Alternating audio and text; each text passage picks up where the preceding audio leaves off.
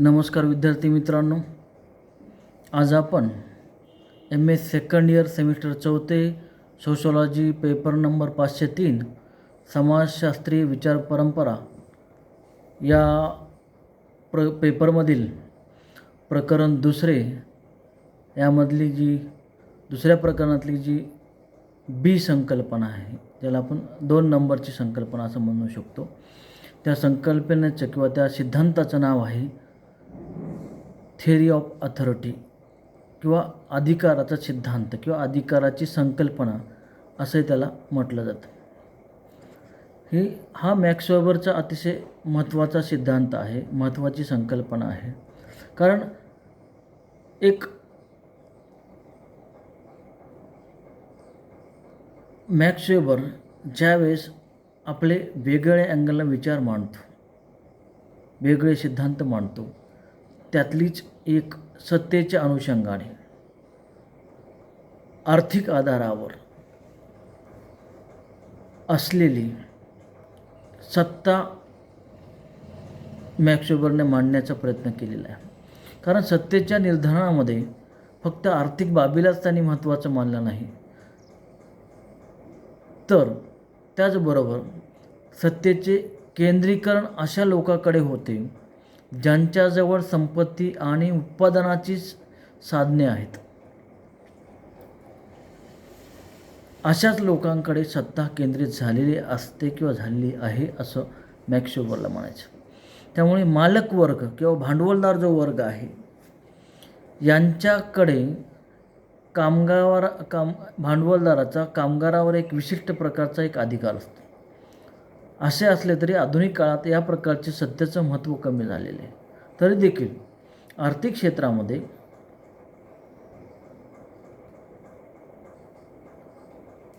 व्यक्तिगत संपत्ती आणि उत्पादनाची साधने कोणत्याही वर्गाकरिता सत्तेचे निर्धारण करण्यामध्ये एक महत्त्वपूर्ण कारक मानलं जातं. म्हणून आधुनिक काळातसुद्धा आर्थिक जीवनामध्ये एक स्थिर किंवा संस्थागत अर्थव्यवस्था समाजात काही विशिष्ट वर्गांना एक सत्ता देत असतो. म्हणजे मॅक्स वेबरला असं म्हणायचे की आर्थिक संपन्नता ज्यांच्याकडे असेल तो वर्ग हा सत्तेच्या संपूर्ण वर्गावर एक प्रभुत्व निर्माण करतो आणि त्या आर्थिक सत्तेच्या बळावर संपूर्ण समाजावर आपलं प्रभुत्व ठेवतो आणि आपल्या समाजातली जे स्थान आहे तो श्रेष्ठत्व सिद्ध करण्याचा प्रयत्न करतो. आणि हे करत असताना मॅक्स वेबरने या संदर्भात सत्तेचे प्रकार सांगितलेले आहेत. टाईप्स ऑफ अथॉरिटी हे प्रकार त्यांनी 3 पद्धतीने मांडलेले आहेत. कारण प्रभुत्वाच्या न्यायतेवरील विश्वास या गोष्टीला अनुसरून सत्तेचे 3 प्रकार मॅक्स वेबरने सांगितलेले आहेत. त्यामध्ये त्यांनी legal authority, traditional authority, charismatic authority म्हणजे कायदाधिष्ठित सत्ता, परंपरागत सत्ता आणि दैवी गुणाधिष्ठित सत्ता असे सत्तेचे 3 प्रकार मॅक्स वेबरने आपल्या या सिद्धांतामध्ये सांगितलेले आहे. विद्यार्थी मित्रांनो, कायदाधिष्ठित सत्ता म्हणजे लीगल अथॉरिटी. ही सत्ता व्यक्तीला कायदा किंवा नियमांच्या आधारावर प्राप्त होत असते. कारण नियमांच्या आधारे व्यक्तीस विशिष्ट पद प्राप्त होत असते. त्यामुळेच तो सत्तेचा प्रयोग करण्याचा अधिकार किंवा सत्तेच्या संदर्भात सत्ता आली म्हणजे त्याला अधिकार आले. सत्ता आणि अधिकार एकाच नाण्याच्या 2 बाजू आहेत असं या ठिकाणी म्हटलं जातं. म्हणून वेबर कायदाधिष्ठित प्रभुत्वाबाबतचे विश्लेषण ज्यावेळेस करतो त्यावेळेस नोकरशाहीला इथे महत्त्वाचं स्थान देतो. म्हणजे नोकरशाहीच्या संदर्भात एक वेगळा सिद्धांत आपण पुढे बघणार आहोत, जसं त्याचा विचार आपण पुढे करणार आहोत. कायदेशीर सत्तेमध्ये राष्ट्रपती त्यांना मिळणारे कायद्याने काही अधिकार असतील, काही सत्ता असेल, पंतप्रधान सत्ता त्यांना मिळाली आहे, कायद्याने मिळाली आहेत. कायद्याच्या अनुषंगाने भारताची राज्यघटना आहे, त्या राज्यघटनेच्या अनुषंगाने त्यांना काही अथॉरिटी मिळाली आहेत, काही अधिकार मिळाले आहेत. त्याचे सत्तेचा अनुषंगाने ते अधिकार आहेत. मुख्यमंत्री असतील, न्यायाधीश असतील, कुलगुरू असतील, महापौर असतील, प्राचार्य असतील, जे जे कोणी पद किंवा कायद्याने त्यांना जे पद दिलेलं आहे त्या पदाला अधिकार आहेत. ज्या व्यक्तीने राजीनामा दिला म्हणजे त्याचे अधिकार संपले. म्हणून पदावर असलेल्या व्यक्तींना ते अधिकार प्राप्त झालेले असतात. कारण या सत्तेचा उद्भव हा पदाच्या कारणामुळे होतो. पद संपलं, सत्ता संपली. पदावर नसेल त्या संबंधित व्यक्तीला अधिकार प्राप्त होत नाहीत. म्हणून सत्तेमध्ये व्यक्तीला महत्त्व नसते तर सत्तेला महत्त्व आहे. म्हणून किंवा पदाचे महत्त्व असते. म्हणून या कायदेशीर सत्तेमध्ये पदाला खूप महत्त्व आहे.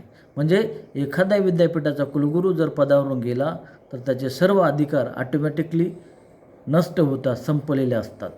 म्हणून त्या व्यक्तीला आपल्या पदाचा किंवा अधिकाराचा सत्तेचा वापर करता येत नाही. याचाच अर्थ कायदेशीर सत्तेमध्ये व्यक्तीला महत्त्व नाही तर त्या व्यक्तीच्या पदाला महत्त्व आहे. पदामुळे सत्ता गाजवता येते. प्रत्येक पदाच्या अधिकाराचे कार्यक्षेत्र निश्चित असते. प्रत्येक पदाच्या अधिकाराचे कार्यक्षेत्र निश्चित केलेले असते, ते लिखित असते. म्हणून त्या पदाच्या कार्यक्षेत्रातील अधिकारच पदावरील व्यक्तीला वापरता येतात. म्हणजे त्या कार्यक्षेत्रातील अधिकार, जे पद आहे त्याचं कार्यक्षेत्र आहे तेच अधिकार त्याला वापरता येतात. इतरांचे अधिकार त्याला वापरता येत नाही. काही पदे अधिकाराच्या दृष्टीने मोठी असतात तर काही पदे श्रेष्ठ कनिष्ठ असतात. म्हणजे सेवक असेल त्याचे काय अधिकार आहेत, त्याचे काय कर्तव्य आहे ते ठरलेले आहे. काही पदे याचाच अर्थ पदामध्ये सामाजिक स्तरीकरण आहे, एक स्टेज आहे, स्टेप्स आहेत. त्यामुळे समाजात श्रेष्ठ आणि कनिष्ठ किंवा श्रेणीरचनेनुसार सत्ता असते असं आपल्याला म्हणता येतं. म्हणजे एकंदरीत थोडक्यात जर विचार या संदर्भात मांडायचा म्हटला, कायदेशीर सत्तेमध्ये व्यक्तीला कायदा किंवा नियमांच्या आधारावर विशिष्ट प्रकारची पात्रता पूर्ण केल्यावरच पद प्राप्त होते. पात्रता इथे खूप महत्त्वाची आहे. पात्रता नसेल तर त्याला त्या पदावर जाता येत नाही. पंतप्रधान व्हायचं नसेल त्याला खासदार व्हावं लागतं. खासदार असल्यानंतर सर्व जे काय बहुमत सिद्ध करण्यासाठी जे आवश्यक संख्याबळ असतं ते सिद्ध करावं लागतं. म्हणजे ती पात्रता पूर्ण केल्यानंतर त्याला ते पद प्राप्त होतं आणि त्या पदानुसार व्यक्तीला ती सत्ता मिळत असते. यानंतर दुसरा जो सत्तेचा प्रकार आहे तो आहे परंपरागत सत्ता, ट्रॅडिशनल अथॉरिटी. परंपरागत सत्ता ही व्यक्तीला कायदेशीर नियमांच्या आधारावर मिळाल्यामुळे प्राप्त होत नाही तर परंपरेनं व्यक्तीला स्वीकृत पदाची प्राप्ती झाल्यामुळे सत्ता मिळते. या सत्तेला लोक याकरिता मानतात की परंपरेने चालत आलेली आहे. ही सत्ता ही विश्वास, परंपरा, आदर्श यावर आधारलेली असते. म्हणजे जी समाजामध्ये पूर्वीपासून चालत आलेली आहे. म्हणून ती समाजानं स्वीकारलेली आहे, समाजातील लोकांनी स्वीकारलेली आहे. म्हणून ती लोकांचा विश्वास आहे आणि ती एक विशिष्ट आदर्श मानली गेलेली आहे. म्हणून त्याला लोक स्वीकारतात. या परंपरागत अधिष्ठित सत्तेचा ज्यावेळेस विचार मांडला जातो त्यावेळेस पितृसत्ताक जी सत्ता असते, पित्याकडून मुलाला मिळाली आहे किंवा कुलपती वंश या अनुषंगाने आलेली सत्ता जी आहे किंवा वंशाच्या आधारे आलेली जी सत्ता आहे त्याला परंपरागत सत्ता असं मॅक्स वेबरनं म्हटलेलं आहे. म्हणजे या सत्तेवर दुसऱ्याचा अधिकार नसतो. भारतात जातीव्यवस्था आढळते. जातीव्यवस्थेत काही लोक उच्च आहेत, काही लोक कनिष्ठ आहेत. जातीव्यवस्था ही उच्च नीच या बाबीवर आधारलेली आहेत. शेकडो वर्षापासून काही लोकांनी स्वतःला प्रभुत्व मान्य केले आहे. समाजही त्याला मान्यता देतो. म्हणजे या आधारावर प्रभुत्व मान्य केलेलं आहे. जसं पूर्वीच्या काळी राज्यशाही पद्धत होती. राजा हा किंवा राजाचा मोठा मुलगा किंवा जो कोणी मुलगा मुलगी असेल तो त्या गादीचा किंवा त्या राज्यशाहीचा वारसदार मानला जायचा. आणि हे खूप मोठं उदाहरण आपण परंपरागत सत्तेचं आपल्याला मानता येतं. म्हणजे अनेक बाबतीमध्ये हे उदाहरण आपल्याला देता येऊ शकतं. जसं दलाई लामा बौद्ध धर्मगुरू आहेत. त्यांच्यामध्येही जो दलाई लामाचा मुलगा आहे तोच बौद्ध धर्मगुरू होतो. हा एक खूप मोठा परंपरागत सत्याचं उदाहरण आहे असं म्हणता येतं. म्हणजे एकंदरीत परंपरागत सत्ता ही व्यक्तीला परंपरेच्या आधारावर प्राप्त होत असते असं आपल्याला या ठिकाणी नमूद करता येतं. त्यानंतर तिसरा जो प्रकार आहे तो आहे चॅरिस्मॅटिक अथॉरिटी, ज्याला आपण मराठीमध्ये दैवी गुणानिष्ठित किंवा चमत्कारिक सत्ता असं म्हणतो. विद्यार्थी मित्रांनो, ही जी सत्ता आहे व्यक्तीला कायद्याच्या किंवा परंपरेच्या आधारावर प्राप्त होत नाही. कायदा पण इथे त्याला सत्ता अधिकार देत नाही किंवा परंपरा पण देत नाही, तर व्यक्तीच्या अंगी असणारे जे दैवी गुण आहेत किंवा अलौकिक स्वरूपाचं त्याचं जे व्यक्तिमत्व आहे, या बाबी त्या व्यक्तीला सत्ता देत असतात. म्हणजे दैवी गुणानिष्ठित या देव असं म्हटलं जातं की देवानंच त्याला जे काही गुण दिलेले आहेत ते व्यक्तिगत स्वरूपाचे असून नेत्याच्या किंवा त्या व्यक्तीच्या अलौकिक सामर्थ्याच्या आधारे ज्यावर लोकांचा किंवा त्यांच्या अनुयायाचा विश्वास असतो, हा या सत्तेचा मुख्य आधार आहे. अशा सत्तेवर सर्वस्वी व्यक्तिगत आणि आत्मनिष्ठ स्वरूपाच्या प्रभुत्वाचेच रूपांतर दैवी गुणानिष्ठित सत्तेमध्ये होत असतं. ही सत्ता या दोन्ही जे आपले पहिले जे परंपरागत सत्ता असेल किंवा कायदेशीर सत्ता असेल यापेक्षा वेगळी आहे. पण ही सत्ता त्या व्यक्तीच्या अंगी असणाऱ्या अद्वितीय जे गुण आहेत किंवा आकस्मिकरित्या निर्माण होणारी ही सत्ता आहे.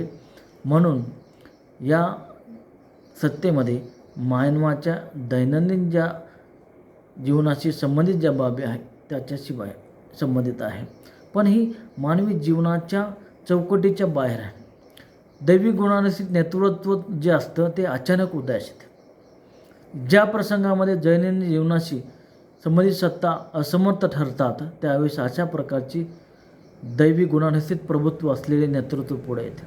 अशा वेळी ज्यावेळेस समाजामध्ये असंतोष माजला जातो किंवा समाजामध्ये लोकांमध्ये नैराश्य निर्माण झालेले असते, अशा वेळेस अशा प्रकारची सत्ता समाजामध्ये निर्माण होते आणि या नेत्यावर, या सत्ता असणाऱ्या व्यक्तीवर लोकांचा प्रचंड विश्वास असतो. अशा प्रकारची नेतृत्व किंवा नैतिकता त्या व्यक्तीमध्ये असते आणि अशा प्रकारची जी सत्ता आहे ती लोकांमध्ये, विशिष्ट लोकांमध्ये निर्माण झालेली असते. जसं गौतम बुद्ध असतील, येशू ख्रिस्त असेल, जसं मध्ययुगीन काळामध्ये छत्रपती शिवाजी महाराज असतील, जसं आदिवासी समाजामध्ये तंट्या भिल्ल असेल किंवा रॉबिन हुड असेल, या लोकांमध्ये दैवी गुणानिष्ठित गुण होते किंवा त्यांची जी सत्ता होती चमत्कारिक सत्ता होती, असा उल्लेख या संदर्भात करता येऊ शकतो. एकंदरीत अशा प्रकारे हा आपण सत्तेचा सिद्धांत या 3 प्रकाराच्या आधारे आपण समजून घेतला. इथे आपण थांबू. धन्यवाद.